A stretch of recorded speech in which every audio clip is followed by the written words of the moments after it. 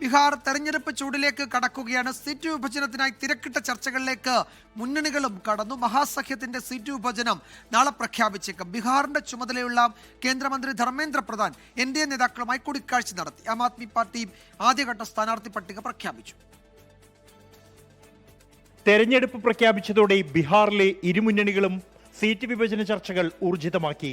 Seat വിഭജനത്തെക്കുറിച്ച് ചർച്ച ചെയ്യാൻ മഹാസഖ്യ നേതാക്കൾ RJD നേതാവ് തേജസ്വി പ്രസാദ് യാദവിന്റെ ഔദ്യോഗിക വസതിയിൽ യോഗം ചേർന്നു. RJD, കോൺഗ്രസ്, ഇടതു പാർട്ടികൾ, VIP എന്നിവയുടെ മുതിർന്ന നേതാക്കൾ യോഗത്തിൽ പങ്കെടുത്തു. യോഗത്തിൽ സീറ്റ് വിഭജനം പൂർത്തിയാക്കിയതായും ഔദ്യോഗിക പ്രഖ്യാപനം ഉടനുണ്ടാകുമെന്നും CPIM നേതാവ് അജയ് കുമാർ പ്രതികരിച്ചു. ഇത്തവണ ഇടതു പാർട്ടികൾ കൂടുതൽ സീറ്റുകൾ ആവശ്യപ്പെട്ടിട്ടുണ്ട്.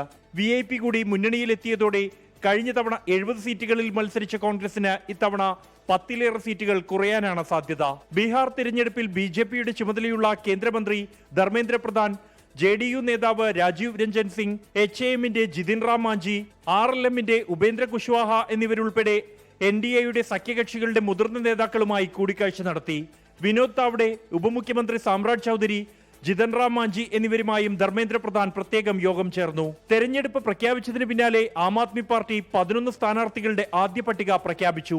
പ്രശാന്ത് കിഷോറിന്റെ ജൻസുരാജ് പാർട്ടി വ്യാഴാഴ്ച ആദ്യഘട്ട സ്ഥാനാർത്ഥികളെ പ്രഖ്യാപിക്കും. 24 ഡൽഹി.